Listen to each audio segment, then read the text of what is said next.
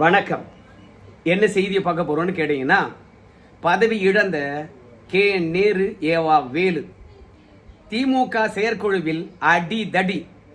அமைதியாக எழுந்து சென்ற உதயநிதி ஸ்டாலின் வார்த்தையை விட்டு வம்ப வளர்த்த மு.க. ஸ்டாலின் திமுக கட்சி உருப்படாது, உடைந்து போய்விடும். சீனியர்கள் அவ்வளவு ஆத்திரத்தில் அந்த செயற்குழு முடிந்து வெளியே வந்தார்கள். பொதுக்குழுவிலும் செயற்குழுவிலும் பேசுகின்ற பொழுது அங்கு ஆரோக்கியமான விவாதம் இருக்கும். ஆனால் இந்த முறை யாரையும் பேச விடலை. துரைமுருகன் மட்டும் பேசினார், மு.க. ஸ்டாலின் மட்டும் பேசினார். உதயநிதிக்கும் சரி, இப்போ நடக்கின்ற செயற்குழுவுக்கும் எந்த விதமான தொடர்பும் இல்லை என்று சொல்வது போல நம்ம உதயநிதி அவர்களை 2ஆம் வரிசையில் உட்கார வச்சிருந்தாங்க. இது மன்னராட்சி அல்ல, நம்ம கட்சி மக்களாட்சி முறையில் தான் இருக்கிறது அப்படின்னு ஸ்டாலின் அவர்கள் நிரூபிக்க விரும்பினார். அதாவது, என்னுடைய மகன் என்பதனால மேடை மேலே உட்கார வைக்க மாட்டேன், என் மகன் என்பதனால முன்வரிசையில் உட்கார வைக்க மாட்டேன். உழைச்சவனுக்கும் அனுபவசாலிகளுக்கும் அதே மாதிரி வெற்றி வீரனுக்கு மட்டுமே முன்வரிசை அப்படின்னு சொல்ற மாதிரி இன்னைக்கு செயற்குழுவை கட்டமைத்திருந்தார்கள். ஆனால் திமுக இந்த தமிழ் மண்ணுக்கு தேவையான்னு கேட்டீங்கன்னா, 75 ஆண்டு காலமாக கட்சி நடத்தி தமிழகத்தில் என்ன மாற்றத்தை கொண்டு வந்தாங்க? மன்னராட்சி ஒழிக்கப்பட்ட பிறகும் தமிழகத்தில் மீண்டும் மன்னராட்சி முறையை கொண்டு வந்த ஒரே குடும்பம் திமுக மட்டும்தான். அரசியல் கட்சிகள் பார்ட்டி ஃபண்டு வாங்கியிருக்காங்க. இந்தியாவிலே முதல் கட்சி அதிகமான பார்ட்டி ஃபண்டு வாங்கினது பாஜக என்றால், மாநில கட்சிகளில் திமுக தான் முதலிடம். இரண்டாவது பிஆர்எஸ் கட்சி. ஸோ அந்த அளவுக்கு யார்கிட்டலாம் கை நீட்ட முடியுமோ பார்ட்டி ஃபண்டுன்னு கை நீட்டி இருக்கின்றார்கள். இவ்வளோ பார்ட்டி ஃபண்டை வாங்கி இந்த தேர்தலை எந்த அளவுக்கு பணநாயகமாக மாற்றியிருக்கின்றார்கள். இந்த தீய சக்தி மீண்டும் தமிழகத்துக்கு வேணுமா? ஆனால் இன்னைக்கு என்ன நிலைமை இருக்கு தெரியுமா? ஒன்று டிவிகே பற்றி பேசுகிறாங்க, இன்னொன்று டிஎம்கே பற்றி பேசுகிறாங்க. ஆனால் ஊடகமாக இருக்கலாம், என் ஒட்டுமொத்த சமூக வலைதளமாக இருக்கலாம், திமுக இல்லை என்றால் தமிழகமே இல்லை என்பது போல பேசுகிறாங்க. அதுக்கு காரணம் ஹிட்லர் மாதிரியான ஒரு கட்டமைப்பு தானுங்க. ஹிட்லரை பொறுத்த வரைக்கும் பதவியில் ஏறுகின்ற பொழுதே சர்வாதிகாரி தானுங்க. ஆனால் அவரை பற்றி மக்கள் தெரிந்து கொள்ளவே இல்லை. 2ஆம் உலகப் போர் முடிவடைகின்ற தருணத்தில் தான் ஹிட்லர் யார் என்பதை தெரிந்து கொண்டார்கள். அவ்வளவு காலம் பிடித்தது. ஏன் பிடித்தது என்று தெரியுமா? ஹிட்லருடைய ஆட்கள் எல்லா அதிகார மையத்திலும் இருந்தாங்க, ஊடகத்திலும் இருந்தாங்க. அப்போ ஹிட்லரை பற்றி தவறான செய்திகள் போய் மக்களிடையே சேருமா? அதே மாதிரி தான் திமுக பற்றியான தவறான செய்திகளும் அது தீய சக்தி என்பதும் மக்கள்கிட்ட போக விடாம தடுப்பது திமுகவினுடைய அதிகார மையங்கள். அவங்களுடைய ஆதரவாளர்கள் அத்தனை பேரும் ஊடகத்தில் இருக்கிறாங்க. ரெண்டாவது, எங்கெல்லாம் அதிகார மையம் இருக்குதோ, அது எந்த அதிகார மையமாக இருந்தாலும் சரி, அந்த அதிகார மையத்தில் எல்லாம் திமுகவினர் உள்ளே புகுந்து விட்டார்கள். திமுக வந்தாதான் தமிழகத்துக்கு விடிவு காலம் என்று பேசுகின்ற அளவுக்கு இன்னைக்கு ஊடகங்கள் நம்மளை பேச வைக்குது திமுக பற்றி. நம்ம உதயநிதி ஸ்டாலினா இருக்கலாம், திமுக மாதிரி யாராவது கம்பேக் ஆக முடியுமா? நாம தான் கம்பேக் ஆகும் அப்படின்னு சொல்றாங்கன்னா என்ன அர்த்தம் தெரியுமா? இந்த ஊடக வலிமையால தான். ஆனா உள்ளுக்குள்ள எவ்வளவு வெட்டுக்குத்து நடக்குது தெரியுமா? அதெல்லாம் இந்த ஊடகம் பேசவே பேசாது. இன்னைக்கு செயற்குழு நடந்தது, எத்தனை பேரை பேச வச்சாங்க. திமுக கிட்டத்தட்ட 5 லட்சம் பக்கங்கள்ல ஒட்டுமொத்த தமிழகத்தில் இருக்கக்கூடிய திமுகவினருடைய கருத்துக்கள்லாம் கேட்டதாக சொல்லுது. ஓகே, நல்ல விஷயம். ஆனா செயற்குழுவில் எத்தனை பேர் தன்னுடைய கருத்துக்களை பகிர்ந்து கொண்டார்கள் சொல்ல முடியுமா? ஒட்டுமொத்தமாக ஒரு குடும்பத்தின் கீழாக திமுகவினர் அடிமையாகவே இருக்கணும். எல்லோருக்கும் வயதை நிர்ணயிக்கக்கூடிய அந்த திமுக தன் குடும்பத்தில் இருக்கக்கூடிய நிர்வாகிகளுக்கு வயது வரம்பு நிர்ணயித்தாங்களா? எதை எங்கேயாவது சொல்லு, நான் தலைவர் பதவி விட்டு போயிடும்பா, எனக்கு 74 வயதாச்சு, உதயநிதி ஸ்டாலின் அவர்களே தலைவராக நியமிக்கிறேன், எதை சொல்லு? சொல்ல மாட்டாங்க. துரைமுருகனை தூக்கலாமா? ஏவா வேலை தூக்கலாமா? கே நேர தூக்கலாமா? இப்படி அடுத்தவனை தூக்கலாமா அப்படின்ற சிந்தனை மட்டும்தான் இருக்கும். ஏன் மாவட்டத்தில் இருக்கக்கூடிய மாவட்ட செயலாளர்களை பார்த்துத்தானா இளைஞர்கள் அந்த கட்சியில் சேர மாட்டாங்க? இப்ப விஜயை பார்த்து இளைஞர்கள் ஒன்றா திரண்டாங்களா? இல்ல ஆதவஜனாவை பார்த்து தவேகாவில் இளைஞர்கள் ஒன்று திரண்டாங்களா? அப்போ தலைமையில இளைஞர்கள் இருக்கணும். அதானே ஸ்டாலின் பதவி விட்டு கொடுக்க மாட்டாராம். ஆனா திமுக இருக்கக்கூடிய 75 வயதுக்கு மேற்பட்டு இருக்கக்கூடிய ஒட்டுமொத்த மாவட்ட செயலாளரும் பதவி பறிக்கப்படும் என்று அதிரடியான உத்தரவு பிறப்பித்தாராம் இன்னைக்கு நம்ம ஸ்டாலின். இதெல்லாம் தேவையா? ஆனா சென்ற தேர்தலில் இந்த 70 வயதுக்கு மேற்பட்டு இருக்கக்கூடிய ஒட்டுமொத்த கட்சி நிர்வாகியம் தான் செலவு பண்ணானுங்க. 1 கோடி 2 கோடி இல்லை, ஒவ்வொருத்தரும் 1000 கோடிக்கு மேலே செலவழித்தார்கள். ஆனால் திமுக தலைமையில் இருக்கின்ற குடும்பம் மட்டும் வந்து ஆண்டு காலம் கோல் வச்சலாம். கலைஞர் போன்றவங்க 94 வயசு வரைக்கும் அந்த பதவியில் ஒட்டிக்கிட்டு இருக்கலாம். அவங்களை யாரும் கேள்வி கேட்கவே முடியாது. இளைஞர்களுக்கு வழிவிட வேண்டும் என்றால் முதல்ல மு.க. ஸ்டாலின் அவர்கள் தான் வழிவிட வேண்டும். தலைவன் எவ்வழியோ தொண்டன் அவ்வழியே அப்படின்னு சொல்லுவாங்க. ஆனால் நம்ம மு.க. ஸ்டாலின் அவர்கள் பேசுகிறாரு, திமுகவில் ஒரு பெரிய மாற்றத்தை கொண்டு வர போகிறோம். அது சில பேருக்கு கசப்பாக இருக்கும், மருந்து கசக்கத்தானே செய்யும், ஆனால் உடலுக்கு நல்லதல்லவா அப்படின்னு சொல்லிட்டு பஞ்சு டைலாக்லாம் பேசிட்டு போகிறார். தவேக அரசாங்கமானது இவங்க திட்டத்தை பெயர் மாற்றம் செய்து நடைமுறைப்படுத்துகிறாங்களாம். ஸ்டிக்கர் ஓட்டிகிட்டு இருக்காங்களாம், ரீல்ஸ் போடுறவங்க வந்திருக்காங்களாம், சினிமாவிலிருந்து உழைக்காம முதலமைச்சர் ஆகியிருக்காங்களாம். ஆனால் நாம் அப்படி இருக்கக்கூடாது, அப்படி இருக்கவும் கூடாது. ஏன் தெரியுமா? நாம் ஆண்டாண்டு காலம் நிரந்தரமாக இருக்க போகிறோம். ஆனால் அந்த கட்சியெல்லாம் இருக்குமோ இருக்காதோ அப்படின்னு சொல்லிட்டு நம்ம மு.க. ஸ்டாலின் அவர்கள் தவேகா இந்த ஒரு தேர்தலோடு முடிஞ்சது, அடுத்த தேர்தலாக இவங்க நிலைக்க மாட்டாங்க. நம்ம 75 ஆண்டு காலமாக வலிமையாக இருக்கிறோம். எப்படி கட்டமைப்பு தான் அதே மாதிரி தான். நம்ம கட்சியை பொறுத்த வரைக்கும் விளக்கு பிரகாசமாக எரியும், ஆனால் அது கீழே இருக்கக்கூடிய இருட்டை அது தெரிந்து கொள்ளாது. அந்த மாதிரி தான் நாம் கூட சென்ற தேர்தலில் பகைவர்கள் யார் என்பதையும் பார்க்கல, நம்ம கட்சிக்குள்ளே என்ன குழப்பம் இருக்குது அப்படின்னு பார்க்கல. அதனால் நம்ம கட்சியில் இருக்கிறவனை பொறுத்த வரைக்கும் பிற கட்சிக்காரங்களை பார்த்தா சிரிக்கிறான், வணக்கம் செலுத்துகிறான். ஆனால் நம்ம கட்சிக்காரனை பார்த்தா திரும்பிக்கின்னு போயினே இருக்கிறான். அவனுக்கெல்லாம் நான் என்ன சொல்கிறேன்னு கேட்டிங்கன்னா, ஏன்பா நம்ம கட்சிக்காரங்களையும் பார்த்து சிரிங்க, கை கொடுங்க, வரவேறுங்க, ஒன்றாக சேர்ந்து பணியாற்றுங்க, அதான் சரியானதாக இருக்கும். நம்ம கட்சிக்காரனை அரவணைக்கவில்லை என்றால், இளைஞர்களை அரவணைக்கவில்லை என்றால், நீ மட்டும்தான் கட்சியில் இருப்ப அந்த மாவட்டத்தில். உன்னை மட்டும் வச்சுக்கிட்டு கட்சியை வளர்க்க முடியுமா? அதனால் பெரிய மாற்றங்கள் கொண்டு வரப்போகிறோம் அப்படின்னு சொல்லிவிட்டு ஒவ்வொரு பதவிக்கும் வந்து வயதை நிர்ணயித்திருக்கின்றார்கள். அப்படி பார்க்கும்போது திமுக மாவட்ட செயலாளர்கள் 13 பேர் பதவியை இழக்கின்றார்கள். மு.க. ஸ்டாலின் அவர்கள் பேசுகின்ற பொழுது எல்லோரும் கை தட்டினாங்க. ஆனால் யார் 75 வயதுக்கு மேற்பட்டவர்களோ, 70 வயதுக்கு மேற்பட்டவர்கள் யார் இருக்காங்களோ அவங்கெல்லாம் யாரும் அந்த மேடையில் கை தட்டவே இல்லை. அவங்க பாட்டு அமைதியாக இருந்தாங்க. என்ன காரணம்? தோல்விக்கு நீ தான் காரணம்னு சொன்னேன், தோல்விக்கு பொறுப்பு நான் ஏற்றுக்கொள்கின்றேன்னு சொன்னேன்.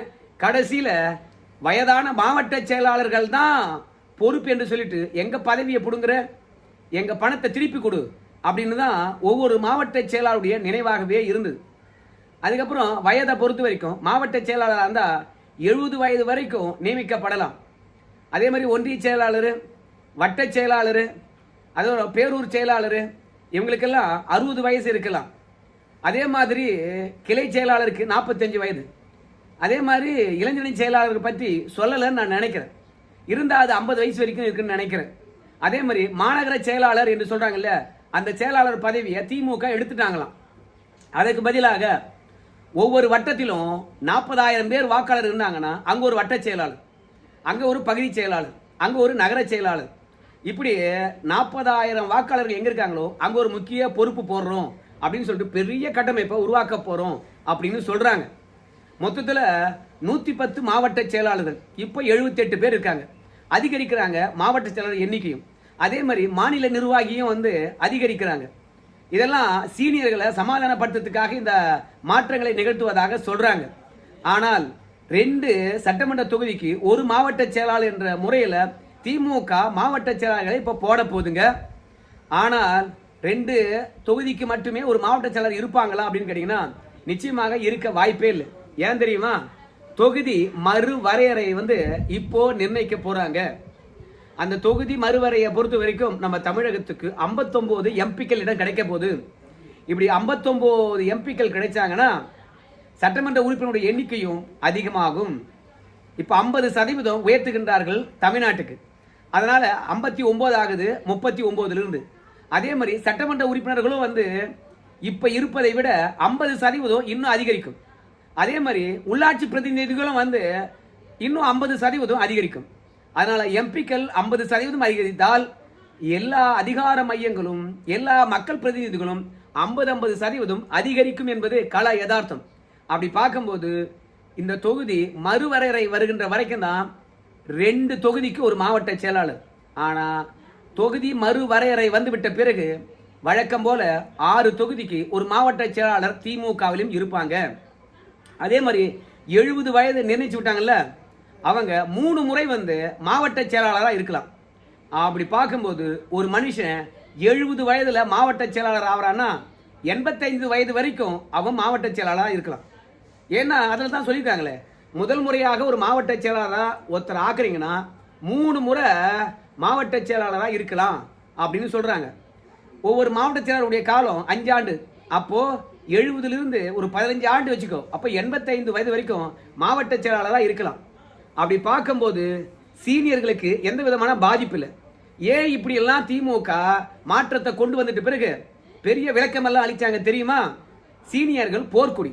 நான் எவ்வளவு பணம் செலவு பண்ண தெரியுமா? அது மட்டும் இல்ல, சொத்தை எவ்வளவு வித்தம் தெரியுமா? அது மட்டும் இல்ல, இந்த வயது வரைக்கும் சம்பாரிச்சு உங்க குடும்பத்துக்கு தான் கொடுத்தேன் தெரியுமா? உங்க பையனை தூக்கி சுமந்தது நானா இல்ல நீங்களா அப்படின்னு ஒவ்வொரு சீனியர்களும் வந்து கேள்வி கேட்க ஆரம்பித்து விட்டார்கள். ஏன்பா என் பையன் என்ன முன்னிறுத்தியா வச்சிருக்கேன் பாத்தியா, செயற்குழுவில் என் பையன் எத்தனாவது வருஷம் உட்காந்துக்கிறான் பாத்தியா அப்படின்னு 2 வருஷத்துக்கு பின்னாடி உதயநிதி ஸ்டாலின் உட்கார வச்சுட்டு கட்சியில உழைச்சவங்களுக்கு தான் இடம், சீனியர்களுக்கும் அனுபவசாலிக்கும் தான் இடம் அப்படின்னு வந்து மு.க. ஸ்டாலின் ஸ்டிக்கர் ஓட்டுறாரு. ஆனால் ஒவ்வொரு சீனியர்களும் தன்னுடைய பதவியை விட்டு கொடுக்கிற மாதிரி தெரியல. அதுக்கப்புறம் தான் இந்த விளக்கம் எல்லாம் வந்தது. தொகுதி மறுவரையறை வருகின்ற பொழுது உங்களுக்கு 6 தொகுதி கிடைக்கும் ஒரு மாவட்ட செயலாளருக்கு. அது மட்டும் இல்ல, சீனியர்களை தூக்கிடுவேன் அப்படின்னு நினைக்காதீங்க. ஏன்னா நீங்க இல்லைன்னா ஆட்சி அதிகாரத்தில் இல்லாத போது பண தேவையானது பூர்த்தி ஆகாது. அதனால நீங்க மாவட்ட செயலாளராகவே தொடருவீங்க அப்படின்னு உறுதிமொழி அளித்திருக்கின்றார் நம்ம ஸ்டாலின். இல்லைன்னா அறிவாலயத்துக்குள்ள நடந்த அடிதடி வெளியிலையும் நடந்திருக்கும். எப்படி வந்து மாவட்ட செயலாளராக இருக்கக்கூடிய சீனியர்கள் தொடருவாங்க அப்படின்னு பார்க்கும்போது அதான் சொல்லிட்டாங்களப்பா. என்னன்னு 78 மாவட்ட செயலாளர்லேருந்து 110 மாவட்ட செயலாளருடைய எண்ணிக்கையை உயர்த்த போறோம்னு சொல்லிட்டு, அப்போ சீனியர்களோ பழைய ஆட்களோ அதே மாவட்ட செயலாளர்ல இருப்பாங்க. ஆனால் பெரிய மாவட்டமா இருக்கின்ற போது அதை பிரிச்சு இளைஞர்களுக்கு வாய்ப்பு தரும் அப்படின்னு ஒரு கணக்கு காட்டுறதுக்காக, ஜென்சிகளை இழுப்பதற்காக அந்த 78லிருந்து மீண்டும் ஒரு 30 பேரை புதிய மாவட்ட செயலராக நியமிப்பாங்க. பா திமுகவில் ஆண்டாண்டு காலமாக இருந்தவங்கலாம் விலகிட்டாங்கப்பா, புதுசா வந்திருக்காங்கப்பா மாவட்ட செயலர், நம்ம போனாலும் அங்க வாய்ப்பு கிடைக்கும்பா, குறுநில மன்னர்களை திமுக ஒழிச்சிச்சுப்பா அப்படின்னு சொல்லிவிட்டு இளைஞர்கள் நம்பிக்கிட்டு திமுகவை ஆதரிப்பாங்க அப்படின்னு திமுக ஐடியா போடுது. ஆனால் உண்மையிலே வந்து இளைஞர்கள் மாவட்ட செயலாளர்களை பார்த்து யாரும் கட்சிக்கு வரதில்லை, தலைமையை பார்த்து தான் வராங்க. அதனால உதயநிதி ஸ்டாலின் கிட்ட தலைவர் பதவியை கொடுத்துட்டு நம்முடைய மு.க. ஸ்டாலின் அவர்கள் ஓய்வெடுக்கலாம். அதான் உண்மையான மாற்றமாக இருக்கலாம். ஏன்னா கலைஞர் குடும்பத்தில் அந்த தலைவர் பதவியை வேற யாருக்கும் கொடுக்க போறதில்லை. ஏன் வழி வழியா உங்க குடும்பத்துக்கு மட்டும்தான் தலைவர் பதவியா அப்படின்னு நம்ம கேட்க முடியாது, கேட்டாலும் பதில் சொல்ல மாட்டானுங்க. அதனால இழவெடுக்க வேண்டும் என்று சொல்லிட்டீங்க, உதயநிதி ஸ்டாலினுக்கே கொடுத்துட்டு போங்க, யார் வேணாங்கிறாங்க. ரெண்டாவது, திமுகவில் மாற்றம் வந்தாலும் அவங்க ஆட்சி அதிகாரத்துக்கு வந்தா அடித்தடி பண்ண மாட்டாங்களா? நில அபகரிப்பு செய்ய மாட்டாங்களா? ஊழல் பண்ண மாட்டாங்களா? உத்தமனர்களா? காலையிலேருந்து பார்க்குற திமுகவுக்கு ஊடகங்கள் முட்டு கொடுப்பதே வாடிக்கையா இருக்கு. திமுக தீய சக்தி என்பதை என்னைக்கு ஊடகம் தமிழக மக்கள் மத்தியில் முன்னிறுத்துகிறதோ அப்போதுதான் உண்மையான மாற்றம் வந்ததாக எல்லாரும் அறிவார்கள்.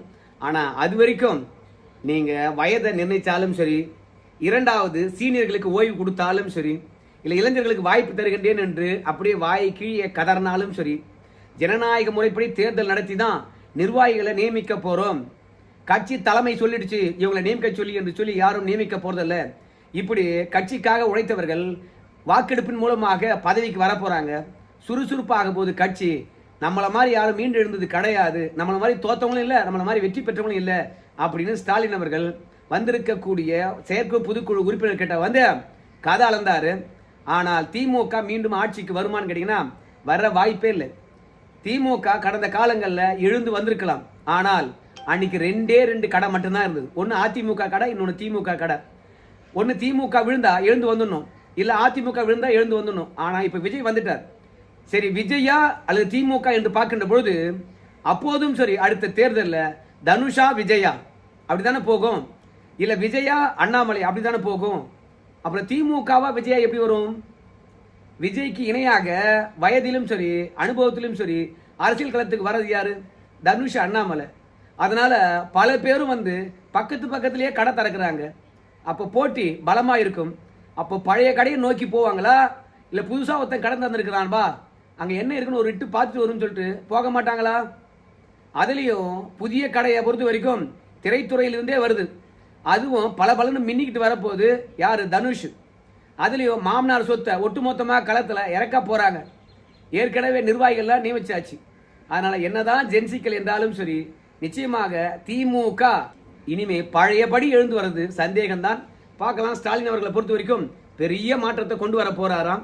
ஆனால் இந்த செயற்குழுவிலே என் பதவியில் கை வச்சிடாதே அப்படின்னு அடிதடி மட்டும்தான் நடக்கலையே கண்டு வாக்குவாதங்கள் விண்ணை பிளந்தது. அதுக்கப்புறம் நம்முடைய துரைமுருகன் அவர்களுடைய பதவி நிச்சயமா போகுது. அவர் சட்டமன்றத்தில் மாமா மச்சான்னு பேசிக்கிறீங்க, மாண்புமிகு உறுப்பினர் என்று தான் பேசணும். எதிர்கட்சியாக இருக்கின்ற போது எதிர்கட்சி போலவே செயல்படுங்க, மாமா மச்சா என்று தோள்பட்டு மேலே கை போட்டுக்காதீங்க அப்படின்னு சொல்லிட்டு கண்டித்து இருக்கின்றார். ஸோ மொத்தத்தில் ஸ்டாலின் வந்தார், உரையாற்றினார். 2.5 மணி நேரம் செயற்குழு நடந்தது. அப்புறம் எல்லாரும் வீட்டுக்கு கிளம்பி போனாங்க. ஸோ இப்போ தான் பதவி விட்டு இறங்கி இருக்கின்றார்கள். அதனால் இப்போ கட்டுக்கோப்பாக தான் இருப்பாங்க. ஆனால் 5 ஆண்டு காலம் இருக்குது. இன்னும் போக போக தெரியும் திமுக எப்படியெல்லாம் சுக்கு நூறாக உடைய போகுதுன்னு சொல்லிட்டு. இப்போதே கன்னியாகுமரியிலேருந்து ஒரு முன்னாள் அமைச்சர் தவேகா பக்கம் போகிறாரு திமுகவிலிருந்து. பார்க்கலாம் அவங்க தடுத்து நிறுத்துக்கிறாங்களா இல்லை என்று சொல்லிட்டு. மொத்தத்தில் திமுக தலைமை குடும்பமானது மீண்டும் கம்பி கட்டுற கதையாக சொல்லியிருக்கிறாங்க. அதெல்லாம் மக்கள் நம்புகின்றார்களா? திமுக உடன்பிறப்புகள் முதலமைச்சருடைய கருத்தை கேட்டு மீண்டும் சுறுசுறுப்பாக பாடுபட போகிறாங்களா? அதிகாரத்தில் இருக்கிற வரைக்கும் சம்பாரிச்சிங்க, அதிகாரம் போன பிறகு என்னென்னோ வார்த்தையை சொல்லி எங்கெல்லாம் வேலைக்கு கூப்பிடுறீங்க, நான் ஏன்டா வரணும் அப்படின்னு திமுக உடன்பிறப்புகள் ஒதுங்கி நிற்க போகிறாங்களா? பார்க்கலாம். வகுக்கப்பட்டிருக்கின்ற சட்டத்திட்டங்கள் படி திமுக எழுந்து வருதா இல்லை ஏமாற்றத்தான் வருதா அப்படின்னு பார்த்துடலாம். இல்லை ஏமாற்றத்தை திமுக தரப்போதா அப்படின்னு பார்த்துடலாம். நன்றிங்க.